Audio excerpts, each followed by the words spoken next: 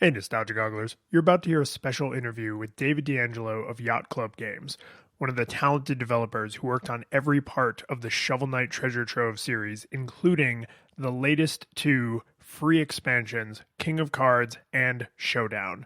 George and I learned a lot talking to David, and hopefully you enjoy this interview. The world is saved.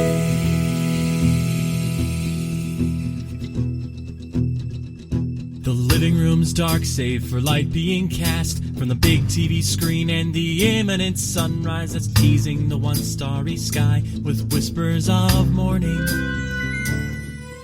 Yeah, so why don't we just start out with tell us who you are, what your role is at the company, how long you've been there, that stuff. I'm David. I've been with Yacht Club since the beginning, and I mainly do programming, but we all wear a lot of hats here. What's your favorite secondary responsibility then after programming? I mean, like I do a lot of gameplay programming, so with that comes like design stuff. So I'd say that's like, but maybe that's like the same responsibility. But maybe after that, I don't know. Now we're doing publishing stuff, so that I like doing that because I'm like looking at other games and figuring out how to make those better. And it's interesting to like think about those problems when you're not like on the inside, like it's easy to be like how to fix it when you're like the one coming up with the idea, but when you're like when you're looking at the idea from the outside and being like, this is this is how you constructed it and we should like deconstruct it, that's like a new problem that's fun to figure out. And how do those people take that feedback usually? Differently. I think the way what we found sort of is like we like almost like beat people into understanding us. It's like we just like keep saying the same things over and over and over until eventually they like break down and they're like, okay, I guess I should try it. And then they try it and they're like, oh yeah, it really works. And they come to you and they're like, oh man, this is a great idea. It's almost like a Beauty and the Beast. Like, what do you call that when you're like stuck in the? Stockholm syndrome. Yeah, it's like a Stockholm syndrome. Like when you're like trapped in our like net for so long. Eventually, like you grow to love us, and then you realize what we're saying is like a good thing. So this actually is a weird segue into what else I wanted to ask you about. Like, how did you get into games? Right, so. A lot of people, I think, in our generation probably grow up aspiring to be in video games, but how did you actually get into it? Was it Stockholm Syndrome? No, it was not that. I got into games.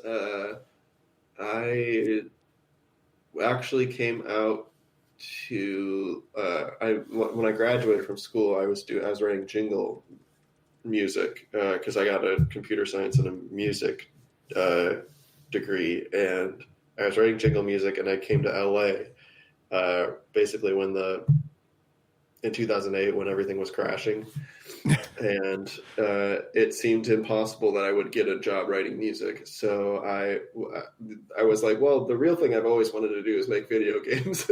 So I like looked at game companies, and Way Forward was hiring like crazy for whatever reason, and I got a job there, and it was like the lowest low of programming, but I like worked my way up from there and, did a bunch of stuff there. It was like Way Forward is a really good place that you could like just, you're on small teams and you're on projects for a really short time. So it's like a great place to like figure out how to actually make games even when you know nothing about how to make them. So what were some of your favorite games as a kid growing up? Well, basically anything that was on the Nintendo system. I got an NES when I was 3 years old. So like I was like hooked from very early on. I learned later that I got one of the like early NESs like they did like an early run in New York, in New Jersey, or I forget where, but like around New York, to make sure that that it would like work when they sold them to all of America, right? They did like a really early run, and I had family that lived in New York City, and my uncle was like a real diehard technology kind of person. So he just like bought whatever was new in technology. And they were making a road trip for my sister's, who was just born, to like see her. And they brought the NES with them because they had nothing to do in the car. So they like hooked it up in the TV, like they hooked the TV up in the car and like drove across the country with it. And then they left the NES at our house because I was so obsessed with it. They just gave it to us, and like I was like hooked.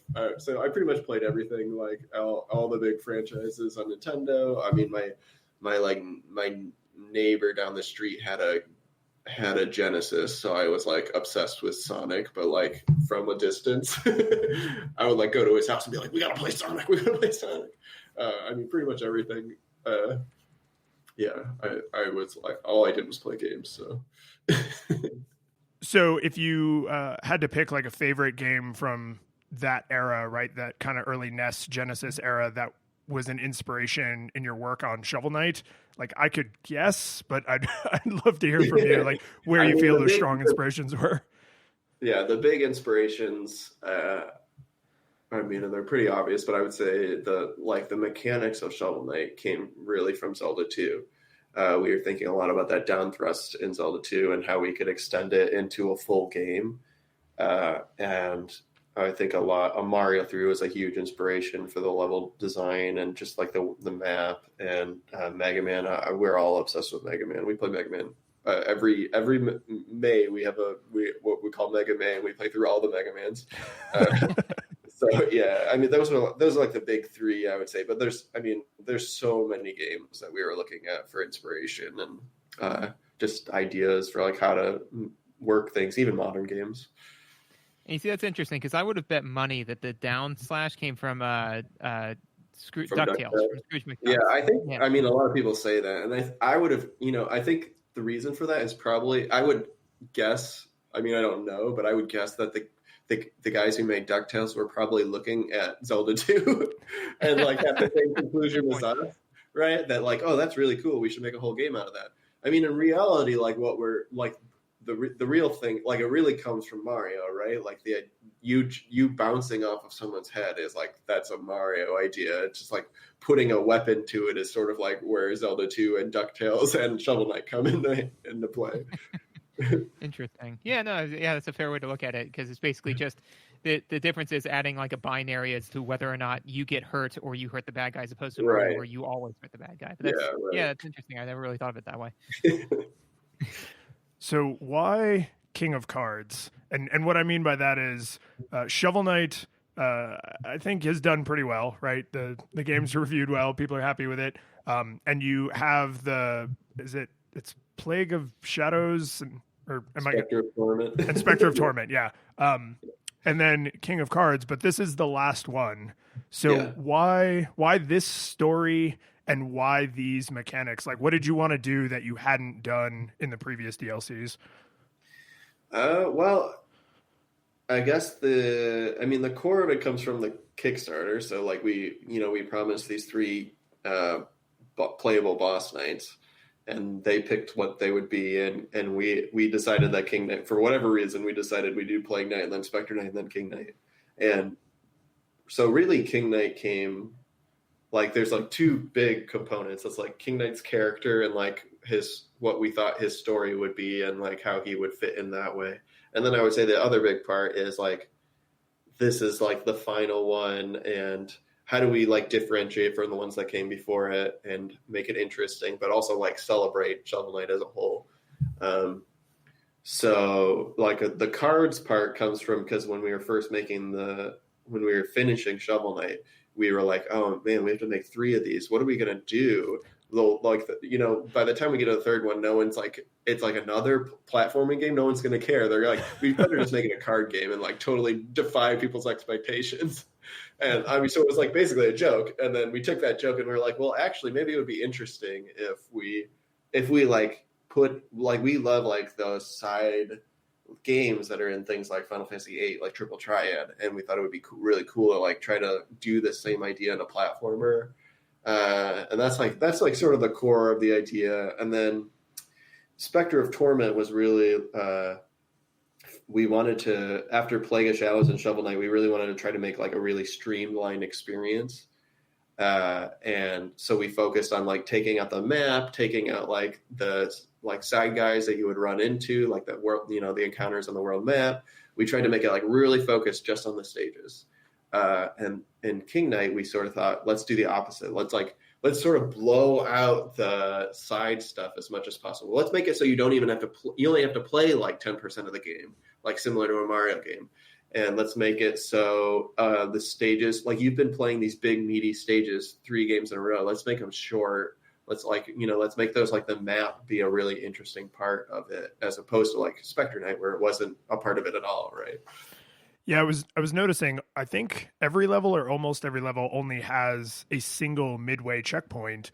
And they do feel shorter, because there were a few times I was really grinding my teeth at a challenge I was struggling with. And then I would get through that part thinking, oh, okay, like I got through that part, on to the next thing. And then I was at the rat copter and I was like, oh, I'm done. Like that was was the big challenge for this stage, right? And that's kind of a good feeling, because then you get like a slightly shorter, what we've come to call Snickers time, right? Where the time to satisfaction gets more approachable. Right. Yeah, that was definitely what we were going for with it. And I mean, I'm glad it's coming through. That's cool. So yeah, like, and so kind of how does the difference in character movement play into kind of the level design? Because obviously Shovel Knight moves way differently than, you know, Spectre Knight, so on and so forth. So kind of how do you kind of start off with the way they move and then build the level around it? Kind of how does that process work? It sort of goes back and forth, but I would say mainly we come up with the movement first and then build the stages after that. So we figure out a core, like, here's what we want this gameplay to be about. Like, we wanted King Knight to be about like bashing into things. Like he's this like big dumb guy, and he's like, how does he solve a problem? By like smacking his face against the wall, right? So that was like the core idea. And then initially we were trying to build King Knight to be like, we thought we would have Spectre Knight and King Knight's stages be overlapping somewhat the same way Plague Knight and Shovel Knight stages did. And then when we were building Spectre Knight, we just found like, oh, this is like just so interesting on its own to like have this own flow, like, and building another character like to match that will just be weird. So that's like why we decided to do the short stages thing, to like differentiate it that way. And so when we were building out King Knight's mobility, we started building out these stages, and sort of like figuring out how to make a stage that was fun with those mechanics, like ends up sort of like you like start building it out and you're like, this is fun, but like it would be more fun if King Knight was like this. And then you like build another iteration of that stage, and then you're like, well, maybe we can make like this change to King Knight, and then you like do it again, like until like then you feel like perfect about King Knight. You feel like really what we're doing here, we could build 100 stages for, right? And eventually we like that. Then we like go out and build a ton of stages based on this like mobility set that we think is really working. So initially, it's a very kind of iterative process where it's back forth. Yeah, I mean, we desperately try not to iterate because that like takes time, right? But that's like usually what happens is as you have like you said, oh, this King Knight mobility is perfect. When you go like to build the stages, you realize, oh, actually, it's like not perfect, or like if we made these few changes, we could like make much more interesting levels. Somebody once told me that it's very few games in general spring forth fully formed from the developer's head. So I mean, that kind of no question about that. Yeah, that certainly holds up. I know I've tried making a few like minor card games and stuff in my time, and yeah, I'm like, this is perfect, and then you sit down and you play and you're like, oh no, this isn't even close. So, yeah, right. Good to know that's kind of ubiquitous for sure. Oh, definitely. So was there anything about the way King Knight moves and interacts with the world that was like development-wise more difficult than Plague Knight or Spectre Knight or Shovel Knight? Because his movement doesn't seem super complicated, and the way the world responds, but I feel like it's a fool's errand to just assume like, oh, it seems simple, therefore it was easy, right? Yeah. So what was difficult about that, if there was anything? We had a couple of big problems that we were trying to tackle. One was initially we thought that putting a bash on the core movement would just be like too weird. So we thought he needs like a basic attack, like so he has a staff, and we thought, oh, normally when you press the button, he'll just swing a staff, and and since we were doing that, and since we only have 2 buttons and one of them has to be jump, right? We thought, well, then we'll have a charge attack similar to Plague Knight, and the charge will be the bash. And the more we tested it, we thought after Plague Knight, we had a lot of problems with people doing charge attacks in general. Just like being able to handle both buttons simultaneously, like feathering those inputs as you're jumping and bursting. And we thought, well, this will be simpler. All you do is charge into the wall. And we just as we play tested, we just were unhappy that like it was that complicated. We wanted it to be really simple. So we like took that out and we put the bash back in and we made it the main move. And we were thinking a lot about Wario games or Mario games in general because of that. And we thought, well, we'll give him like if his bash is his main move, we'll give him a lot of momentum, and that will make it feel like more natural and not like a weird thing that you're bashing. And we tried the game with a lot of momentum, and people just like couldn't get used to it. I mean, like 3 games in, it's like weird to go from a Mega Man style, like no momentum game to a Mario style momentum game. Like people just like couldn't get used to the fact that like when they let go of the D-pad, like their character kept moving a little bit, So we tried that, and that was weird. And then, I mean, eventually we just got to the point where like when you bash, you'll just come to an immediate stop, a hard stop. That will solve the problems. No one will be confused. Like you'll know exactly how far you move with every bash. It'll be super clear. But that felt like weird because you like bashing and coming to a complete stop has like a really bad flow to it, right? You don't want to like go. You don't want to like sprint 6 steps and then like run out of breath every. So that's where we came up with the roll part of it, where if you press the button during the bash, it would roll and it would keep your momentum going. And that like it made it so like it felt simple to play. Like you never needed to roll if you didn't want to, but you still had the option to like keep that momentum or to think about like when you bash into something spinning up. Like if you just rolled, you wouldn't spin. So you could think about options in each scenario and like make a decision that was interesting. Yeah, I can confirm that you can finish the game without rolling because I finished the game, and I think the only time I did the roll was in the one area where you learn the roll. And a lot of people play it like that, and I think that's cool. That's totally cool. And I think a lot of the game you can play the game, I think, naturally without feeling like you're coming to a hard stop by just like it's like, oh, I'm always bashing into an enemy or into a wall, and I sort of have that natural flow to it. But like when we were playing it without this like stages really nicely made already that like could encourage that flow, it felt like it was just like, oh, you really need something else to help you. Yeah, but it's cool. I think it's like playing it with just that bash is really fun. Just because it's so simple that there's like one button, right, of an action. It's really nice to like just the complexity coming out of that through the level design is really fun.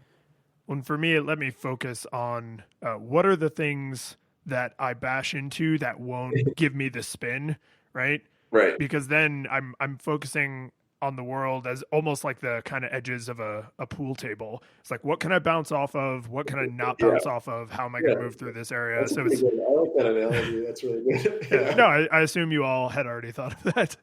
Yeah, it's pretty cool. Yeah, I mean, I think that's probably one of the things that comes with game design is you create this great game, and it's one of the things we've talked about a number of times. Is where players will kind of play their own way a lot of times, regardless of how you make the game. Like you can kind of guide them, but eventually we're like, hey, there's this really, really amazing way to approach this problem. And they're like, I'm not going to do that. I'm going to do it the hard way, And you're like, definitely. I mean, that's one of the struggles with, that's why playtesting is really helpful, right? We bring in people and we see how they play and we see like what they're doing. It's like, oh, they like never use any of the items that could help them. Or like, often people don't like to use like a classic example is people don't like to use items that you can run out of, right? Like you don't use your elixirs in a Final Fantasy. because like you only have 2 of them and you never know when you'll need them, right? So that you never use them unless you never need them, Right. Yeah. So like designing around those kind of problems where it's like it's always a fun thing where it's figuring out how to like get people to use the tools that we put in their tool set. Yeah, and actually, if it makes you feeling better, my wife is 100% one of those people. Like she'll have 99 depletable items in her. I'm one of those people, honestly. Yeah. And I'll go up to her and I'll be like, why don't you use some of these? She's like, but what if I need them? I'm like, you need one now. You've got 5 hit points left. You're gonna die. And it's like, but no, I might need it more later. Yeah, like when I play Mega Man game, I never use the powers that you get.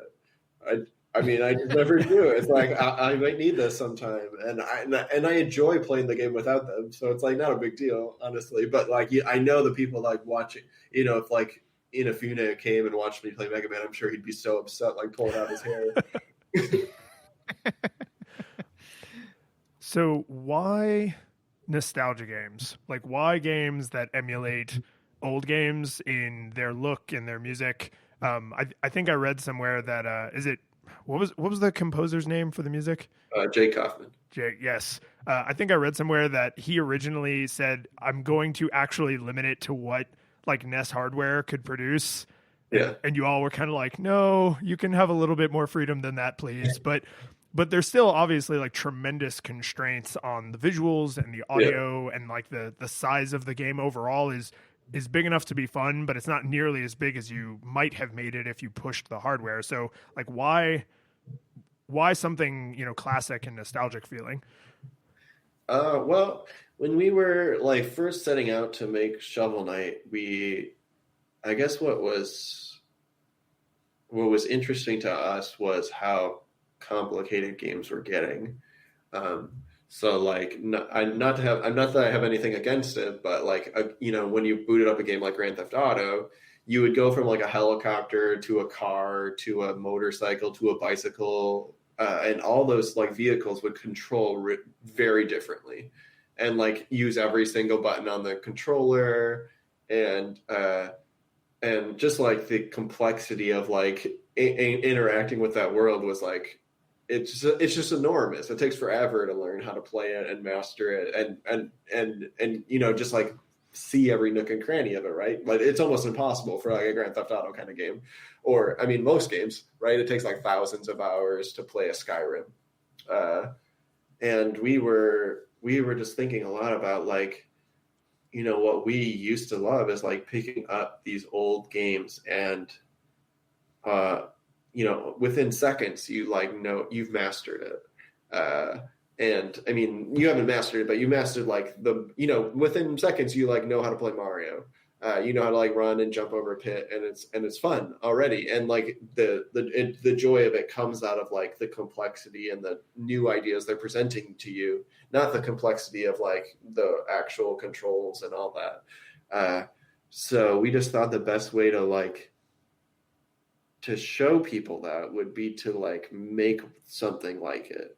And like, I think you wouldn't understand what kind of game Shovel Knight, if we just made a simple game that like looked gorgeous and was beautiful and looked very modern. I don't think you would understand like, oh, the game is like about simplicity and the complexity that comes out of that.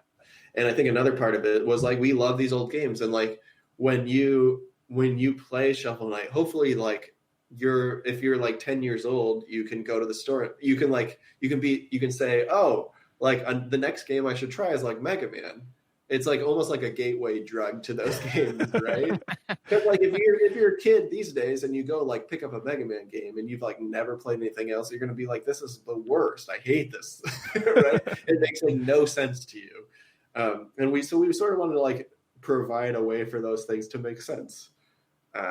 And that was sort of like the core of it. And I think with each edition we've made, we've tried to like introduce ideas that could make you fall in love with like different things from those games. Like we introduced a card game in King of Cards, right? But it wasn't like a Magic the Gathering style card game. It was like more based on these old, simpler, like a Go or a, really physical, like not numbers based game. And hopefully like people will see that and like think about like the other kinds of games that like are interesting in that field, like basically an area of like card games that sort of got left behind, right? We like want to like bring those back and make you get excited about them again. And I personally want to thank you because my son, he's 4 years old, and his obviously his games literacy is substantially lower than like yours or mine, right? But he and I both really love this game because I enjoy it because it can challenge me with some of the complexity of the layout, but he can pick it up and just play it. He understands like how to move forward, and he actually one time beat a boss that I was struggling with, which was really disheartening for me personally. If I recall correctly, it was King Knight in the original Shovel Knight. Oh yeah. Yes. Yeah. I don't know how he did it because I put the controller down and walked out of the room, and I came back and it was the victory music. I was like, not like this, man. Awesome. But I really do think that you guys did a great job creating a game where both adults and kids can use it as that gateway to kind of get into gaming, as opposed to, like you said, I can't hand him GTA for a number of reasons, but I definitely can't hand it to him because of the complexity of the inputs. With that kind of in mind, what would you say is the most challenging part of creating a nostalgic game? One of the things we've talked about a number of times on this show is that everybody's like, oh, I'll just, rip off Mega Man, it'll be fine, but it's like, no. If you're going to do it well, it takes way more time, energy, and efforts to create a game that looks as good as you remember Mega Man, not as good as Mega Man actually is, So what would you say is the most challenging part of creating a nostalgia game? Boy, that's a big problem. There's a lot of problems. I would one of the big ones is sort of like fighting against expectations in a way. So like when we first were coming out with the game, people would say, "Oh, I love NES games, but you're not going to make it like NES hard, right? It's not going to be NES hard." And we're like, "Oh yeah, no." It's like we wanted to make a challenging game because that's like what was appealing about those kind of games. But like finding the line of what people think is too hard and is like friendly is like almost impossible, right? You like can't do it for everyone. For us, it was like figuring out, well, let's make it like as hard as we want to make it, and then we'll figure out the ways that we can, make the challenge be something that's up to the player, as opposed, maybe we give you, if you're really bad at jumping, we give you the propeller to make you like be able to go over the pit easier. If we give you tonics that can get your health if you're like always running out of health. We give you we just like straight up put in cheat codes, so if you like can't do anything, you're like invulnerable and can jump, like do moon jumps, because like as when we were kids, so we used Game Genie, right? Heck yeah. I mean that's a big thing, and just a challenge of like you're in a space that a million games have been in, right? Just creating a hook that is interesting for people to actually play it is a big challenge, right? Why play our game when you can go back and play Mario 3? We have to figure out how to differentiate our game and make it interesting and appealing to like modern people. Like it can't, like a lot of feedback we get all the time for like why people haven't played our game yet is because it looks old, right? Like it looks like you want to play a thing with like the most modern graphics and like it's cutting edge and looks cool and is like exciting for that reason. And figuring out how we can make a game that like still looks really appealing to you, even if you've never been drawn to those games at all, is a huge struggle for us. Yeah, I can literally only imagine because it's I mean that's it, like you said, is that and the problem too, and correct me if I'm wrong, is that there's like you said, is that there's a ton of games in this space, but people don't remember how many bad games there were. They just remember like the top 10. It's like the same. Definitely. I got into a similar argument when somebody was like, "Oh, why don't they make good music like they did in the '70s?" I'm like, they made about proportionate, same good music and bad music. We've just only carried forward the good music. So you're literally going across, games that coming up against games that have just withstood the test of time. And yeah, I mean, I can't imagine how difficult that must be. So. Yeah, it's a huge barrier to cross, and just like the memory of it is like another. Like a lot of those games just they aren't good. They're really not good. And it's like even if they are good, even if they are good, it's you're ignoring the bad things, right? When you play them. And there's so much good stuff there, but you have to overlook the fact that it's almost impossible to get through them to play to the end, right? Or whatever it is. So it's making sure that we could make it something memorable in a way that you aren't upset and you can enjoy it, and it gives you those good warm feelings, but also is new and exciting. It's a crazy mix that we have to a stone soup or whatever that we have to get to work.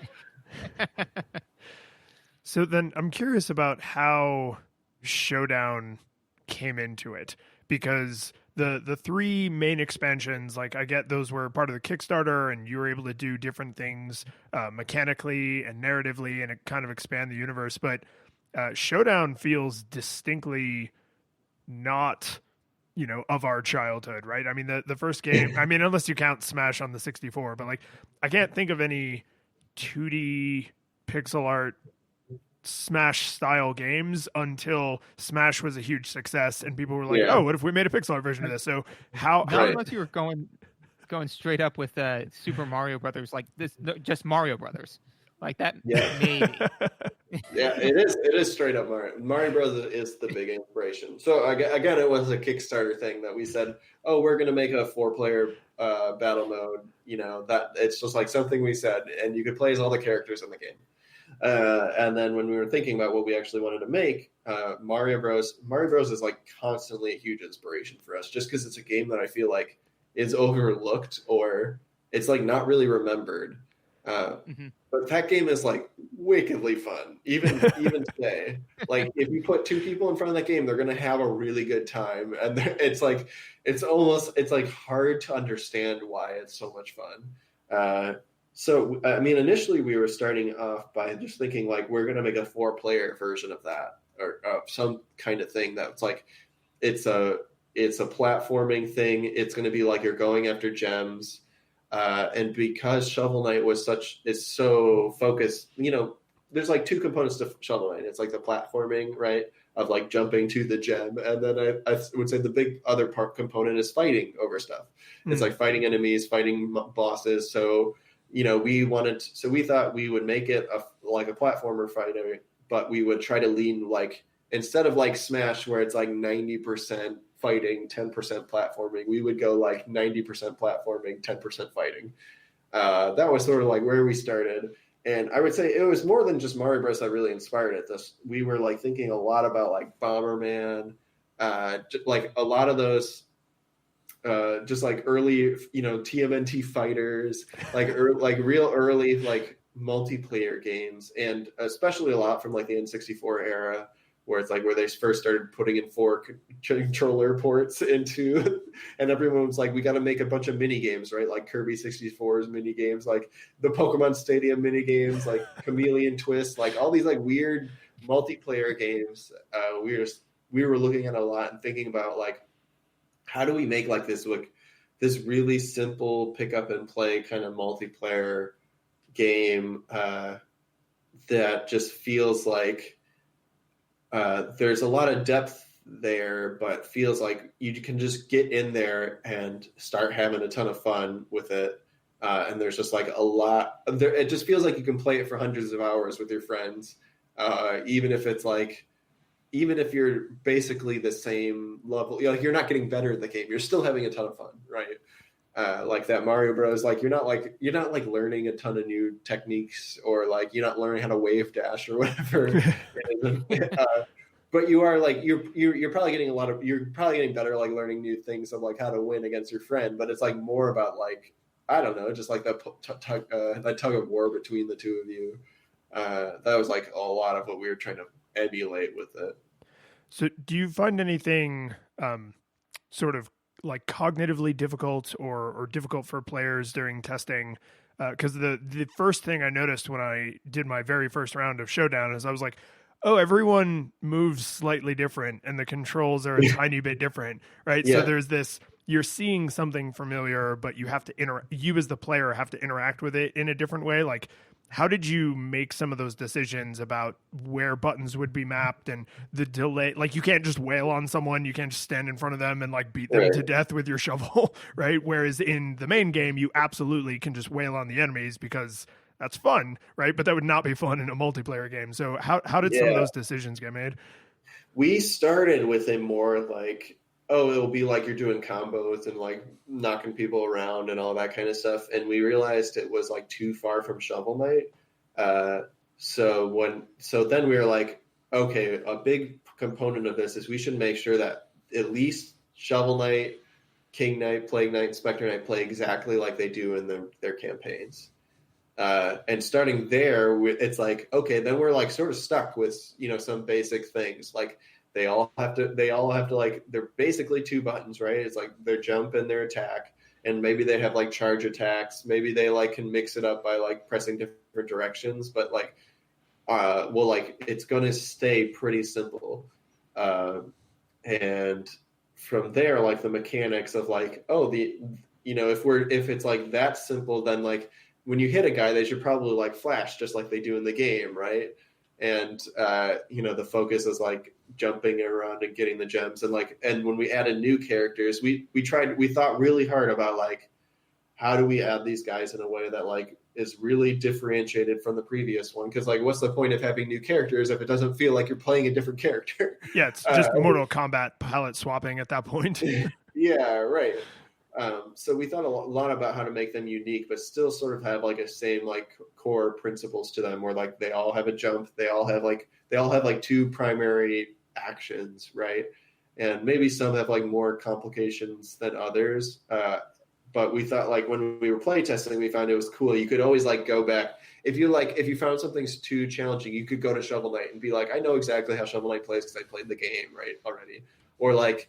We tried to pick certain characters that were like really easy to get into no matter what. So like Spectre Knight, for example, like has the homing slash, and like if you really know nothing about playing, and if you see that slash, you know exactly when to press the button. If you see the dash, like the marker come up across the character, it like made it really easy for anyone to like just jump in and play that thing. Or like Shield Knight, where like her shield will make it like really easy to get around and like just really easy to hit guys, and you won't like have to worry too much about like as opposed to like Plague Knight, where you're like, I have to line up that bomb right at that perfect angle. So yeah, it was really each one we were just sitting around and just figuring out like what scale of complexity can this like character fit under? Like, do we got to make sure we have like at least 25% of these guys are like simple to jump into and play. And when we were making them all, it was just every day it was like, hey, does everyone on the team feel like, does anyone have any issue with this character? Is this character still fun to play as? Is he like too complicated? Is there any reason anyone doesn't like them? Or do you think they're like overpowered when you're playing as them? And until everyone was happy with every single character, we didn't ship the game. I think that's the tone I've gotten from Yacht Club is like everything I've seen on your Twitter or whenever anyone's talking about the company. It's like, yeah, something may get delayed or something may, take an extra minute, but it has never, ever not been worth it, right? It's that extra time is not, oh, we were screwing around instead of making the game. It's we were polishing every little detail, and it totally comes through, right? Like not to pat you on the back too hard, but I mean, it's that level of polish is seen in every single aspect. I think when we played the original Shovel Knight for that episode of the podcast, I just remember saying like, no death ever felt unfair, right? The game never cheated me out of winning. It's just that I did something wrong. And that's a hard thing for a game to do, where it's hard, but you don't feel like the game's unfair. Yeah. I hope it comes through, and thank you for saying that. Yeah, we spend a lot of time making sure it doesn't feel cheap, and even so far as to make sure like that our decisions are like in your favor, right? Mm-hmm. Like when you like a classic one that people always like tweet at us because they're surprised. Even like I saw one the other day that was like, I've been playing Shovel Knight for 5 years and I'd never seen this, which is like when you die at the same time the boss dies, we like bring you back to life. Because it's like, who cares? You did it. Like, you did it. Let's like just let them win, right? Yeah. And we try to make all our decisions like in the player's favor. And sometimes that's like, I mean, that like mitigates the challenge a little bit, but like in the end of the day, like we can challenge you in so many ways, right? And we don't need to challenge you in the ways that like just make you frustrated, right?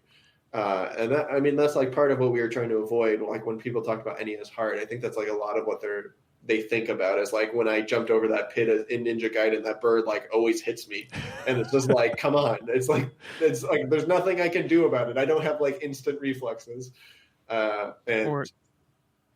Or in classic Nintendo games, what I was going to say is where, like you say, oh, no, that's not fair. I totally made that jump. I totally killed that bad guy. I totally whatever. And it's because the game is being, quote, fair, but it doesn't feel fair. So it only feels fair if it's in the favor of the player, which is right. Like in Shovel Knight, like if you both hit each other at the same time, like your attack wins, right? It's like those decisions are like, I mean, a lot of them are like actually hard to do. You have to after the fact figure out like, well, we screwed up that programming or whatever, or we made that wrong decision, and you don't even realize it because most of the time you don't run into it, right? So it's like you have to like really look at every inch, and I mean, in playtest that comes really it's really much easier to find that because someone might be playing it differently than you that like makes you run into that issue.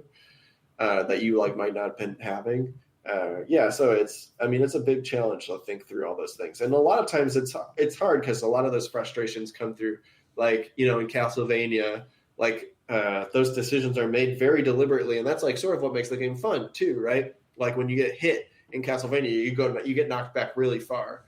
And the fun of that game, I would say, is really thinking about the space you're in and you have to be concerned about that all the time. It's like, it's a game about spacing, right? You have a huge whip, and that's the benefit. It's like you have this big whip, and you have to think about like, as soon as I get myself into that enemy zone, I'm safe. But until I'm like in that, if they can hit me before I'm in that zone, I'm scared because I'm going to get knocked really far back into the pit, right?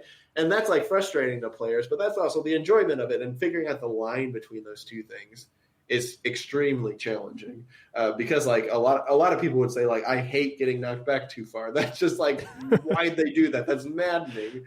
And like when we do make those decisions that I think are inherently frustrating, right?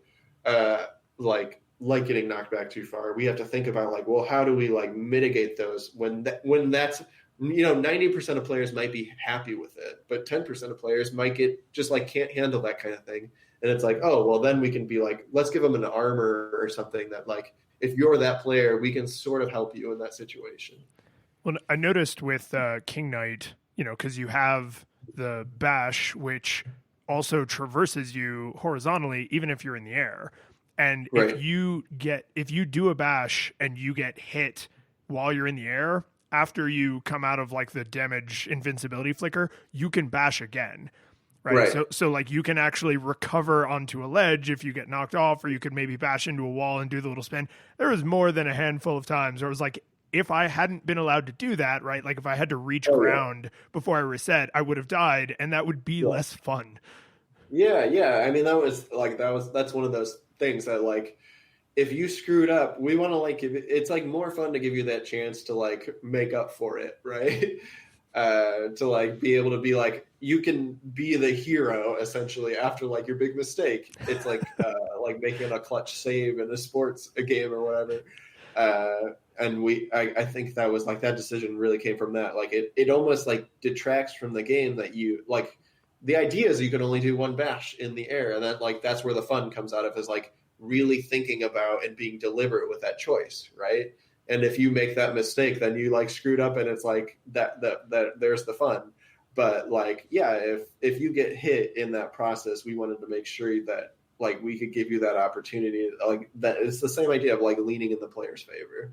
So what would you say is kind of the core difference between making a game like Shovel Knight versus making the expansions, because I mean, obviously for Shovel Knight, I imagine, you have to, there's a lot more of like asset development, things like that. Whereas when you're building an expansion, I imagine that you would get to play around more with like movement and things like that. So what would you say is kind of the difference between developing the core game and developing the expansion, and kind of which is your preferred mode of operation? I would say I definitely prefer making the first thing, just because for me it's easier. I think when you're making ideas, it's a lot of what you're doing is you're figuring out while you're making it what it is you're making. And like when you hit the sweet spot is like when everyone on the team knows what it is, right? Everyone knows what it is, then it becomes really easy to make the game. Then it's like the game is almost telling you what to make. It's like this is the kind of game I am, and you're just like filling out the details of what it is. It's like I'm a game where it's really important. Like it's all about like this natural flow of like dash slashing, right? And Spectre of Torment. It's like and then the kinds of things that would be fun in that environment. And when you're making it from scratch, it's really fun because you're sort of like throwing a bunch of things at the wall, and the things stick a lot easier, I think, because like you're since you're trying to figure out what it is, until it's like molded, all those things like work because they sort of like they come together, and those are the pieces that are figuring out what it is more naturally. And when we're building the expansions, it's sort of like we have this big whole thing figured out, and now we're trying to invent a new piece that has to work with 1,000 other pieces. Right? And there's just like so much more it's like gets so much more complicated, and like what we're able to invent in that space that can like be new at the same time working with this old stuff. So it's really challenging to do that. But at the same time, it's really fun to be like just being creative in a space. I think like the ideas we're coming up with feel like more inventive because they're built on 1,000 ideas that we already thought were inventive, right? So yeah. And then I guess in terms of like building that actual like art and the music, I think what is the most challenging is it feels like we always have to one up ourselves. And like with the first game, it was like easy. It's easy to one up it with yourself when you have nothing, right? But like when you've built this, better than I've ever done before. But yeah, when you've built this thing and everyone already thinks it's great, and then we're like, well, how do we build something better than great? And also we have these restrictions that say we have to be like, when we can't go to Super Nintendo, we have to stay in the NES. So like we're always trying to figure out like how do we push it to the like absolute maximum possible without like breaking that barrier. It's just been like really, really tricky, and it's like a constant like push and pull in our brains where it's like no, that art is like too complicated. It like that won't work. It like we have to restrain it and bring it back to like make it feel NES. It's like we animated like. That character has like 6 frames of animation, and like that couldn't ever work. It like looks unnatural. We have to make 3 frames of animation. We have to like cut some out. It's like that's always the challenge of like figuring out how to push it at the same time of like keeping it in the same like series essentially. So how do you make some of those decisions about keeping it like in the NES era? Because surely, I mean, I can even just off the top of my head think of places where you obviously violated like what the NES literally could have done. Are there like technical limitations that you just set hard boundaries, like we can't have more than this number of colors or this number of sound effects or something, or do you do it mostly by feel? I would say it's a combination of both. So there's definitely hard rules we have for ourselves, like a character only has like 5 colors to them, but we sort of base those rules around like the maximum the NES could have ever done, or like if you were to make one more, the way the NES worked is like they put the technology a lot of times in the cartridges themselves, right? So we think of like, if they were going to make one more cartridge that like what costs like way too much money to produce, like what would that cartridge do? And we like the way we figure that out is like by looking at what games were doing right at the end of the NES era, right? They like started to have parallax backgrounds where like look 3D, right? But like they couldn't actually do that. But I bet like the next thing they would have made would allow them to do that, right? And like the same way the music is, it's all made with like with the in the old chipsets, right? It's made with the actual chipset, but the one that Jake decided to use was like the Castlevania 3 chipset, which like has more, like allows you to do more than a typical NES game would let you do. And like those sort of decisions like permeate throughout the game where we're like sort of picking the maximum. Like the reason, like a normal sprite, I think in the NES could only have 3 colors in it. But like when you chose a Mega Man, like if you take a Mega Man sprite, they have a body and a head, and then that allows them to have like 5 colors because they use different colors for the head and the body. So we said like, well, it's like things like we're not going to make the Shovel Knight sprite be 2 sprites. We're just going to make 1 sprite because like that's dumb. But like we'll follow that general rule where it's like, and we're not going to make them have like 3 colors for that whole body. We'll make them have 5 colors because that's sort of what Mega Man looks like anyway. Because they were just really smart about how they use those limitations. And we'll sort of follow like the general like idea of those limitations because like we think there's inherent like value in a sprite only having 5 colors. And the things that like the only reasons we would like absolutely break that rule of thought is like, for example, like the NES only has, I think it's 52 or 54 colors in the palette for any color you could use. And things like, well, we want to have like a black person be represented in the game. And there's literally no brown colors in the NES palette. So that, like, we're just going to add them because because it just doesn't make sense that it's not there. And so there's things that we try to break it for like reasons that we think makes the game more fun or whatever. But we try generally to stay as close as we can. Well, I like the way you explained it of like, what would they have done next, right? Right. So what would, if they hadn't gone to like the Super Nintendo, what would have been a more powerful NES? Yeah. Not let's burn it all down and start over with modern tools, but then force ourselves into this restricted, right? Like that, I think that might be a key thought process in what feels like a nostalgic game when you play it and what looks like a nostalgic game but then doesn't feel like it, right? You're trying to do like a logical continuation. I love that. So what was your favorite thing about this, like, kind of, I guess, ending the treasure trove, locking the treasure chest, opening the treasure chest? There's a metaphor in here somewhere. But like, so this is because the Kickstarter was in 2013, right? That's right. Yeah. So I mean, this is a journey. Like this has been a substantial part of your career, I assume. So like, how does it feel to be at the end? It feels unreal. It feels like we would never be here. So it doesn't feel like it actually happened yet. I mean, it feels simultaneously, it feels like amazing. It feels like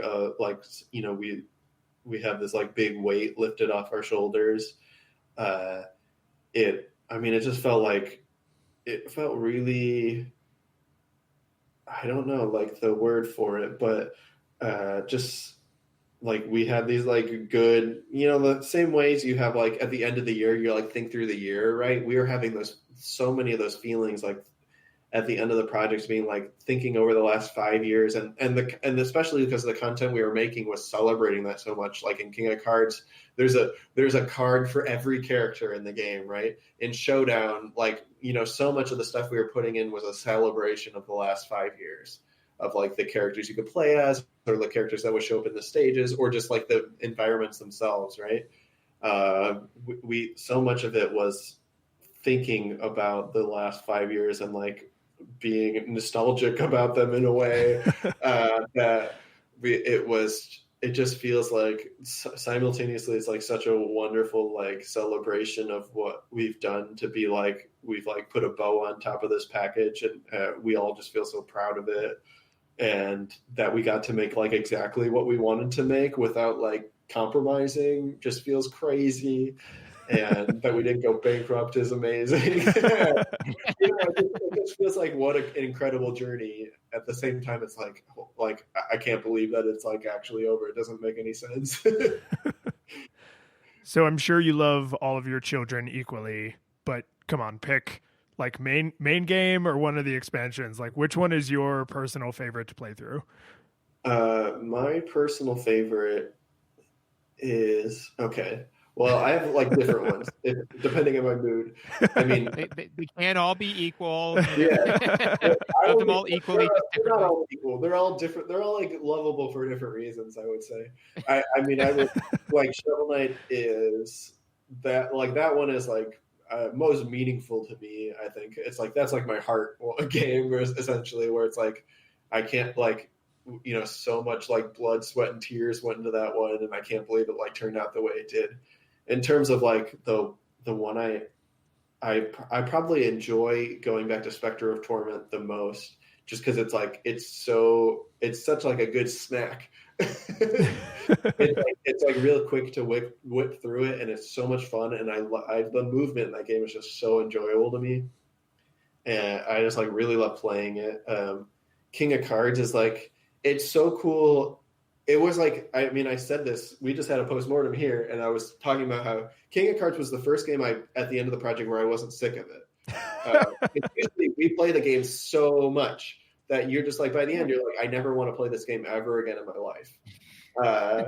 And King of Cards was the first one where, because you could take so many paths to get to the end, that like every time I played it, I had a different experience playing it. And it was actually fun to go back and be like, well, this time I'm going to take this route and I'm going to get this weapon and I'm going to see how that like plays and how that's enjoyable. It was like really fun. The same way, like I had the same feelings the same way I did like when I played Super Mario World, and I was like, this time I'm going like straight to the Bowser as fast as I can get there. Right. It was like had the same feelings, and I had a ton of. It's just like it's really fun for that reason. Plague of Shadows, like. I really enjoy the story in that game. Just like the romance between the two of them is like really fun. Yeah, so they're all different. And Showdown, oh my god, I could play Showdown for millions of hours. Like, if I have 3 people with me, I would like getting them to play that game. It's just like it's such a blast. Is there I didn't get to poke at this, but it's couch co-op only, or is there online? Yeah, it's couch co-op only. Yeah. There's single player like a story mode, and you can play through the story mode with a friend, and there's a target attack mode, which is like an arcade experience where you can play. I mean, I played that where we had some QA guys that played for like they had a run going for 24 hours straight where they're like just getting the highest score possible. It was amazing to watch. It was so cool. But yeah, it's like really fun. But I think it really it shines when you have 4 people though. It's really a blast. Yeah, I'm glad you reminded me that drew inspiration from the original Mario Bros. Actually, both of you knew that, and I somehow didn't put that together because it was driving me nuts that you could like Pac-Man off one side of the screen and come back on the other. And then I went back. So I played it a little, and then I went back and finished King of Cards. And in the last act, there's the like green portal thing. And I was like, oh, I see. They just pulled that mechanic wholesale right out and put it in the level design. That's awesome. Yeah. That's exactly. We had that in Showdown, and then we're like, that'd be really cool. It's like King of Cards' last stage. That's exactly how it worked. So any other things you want to tell us about? Are there favorite secret Easter eggs that you're devastated nobody else has found and tweeted at you yet? Because, it's way easier to just tell us than make us find them. We had some, like pretty crazy Easter eggs in this game, and people found them like so fast. What's your favorite Easter egg? Even if it's one that's well known, what's your favorite one? Well, I mean, I don't want to spoil it. There's one of the cards where I'll just say there's like a dream sequence, and I really love it. It's like really out there. And we were watching. I don't know how many people run into it. Probably not that many, but we watched a stream where one person ran into it, and you could just tell they were completely distressed the entire time it was happening. They're just like, "What is going on? What is this? This is so weird." And it's just like it's really fun. It was fun to make, and it's just like fun to be that bizarre in our own game. And I don't know.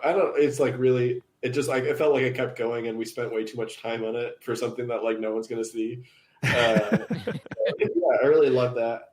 In King of Cards, I think there's a lot of good, like, I don't know if they're not really Easter eggs, but like when you 100% everything, like there's different, 100% the card game, 100% the platforming, 100% like everything.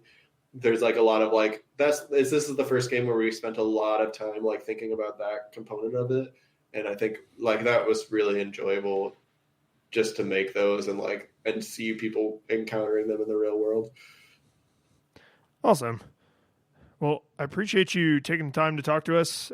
Way more than this discussion, though. I appreciate you spending a giant chunk of your life making these games because I've enjoyed them immensely. No, absolutely. My son and I both thank you. Thank you. I mean, it's like we make the games so people will play them. So it's like it makes us overjoyed to hear that like people are having fun with them. The curtain falls, the music plays, the credits roll, then it all fades to black, and you're left by yourself. The fanfare is gone. There's no player two there by your side to share victories won. But as you slowly progress down the hall to your bed, a few great events leak back into your head from the time that you spent traversing the land, battling evil, fighting the darkness, just sword in hand. Your memories creeping with the edge of a smile. You realize again what you lost for a while. You're gonna think back much less on how you saved the day than on all the experience gained. At the end of it all, gamers play what we play. Not for game over, but rather for what we take away. The world is sad, but who cares? We will know that there's not much to aim for. Your next adventure's already in sight. You're all set to go. You're excited to see what's all wrong till it's right. And the world is safe, so you're more along for the ride.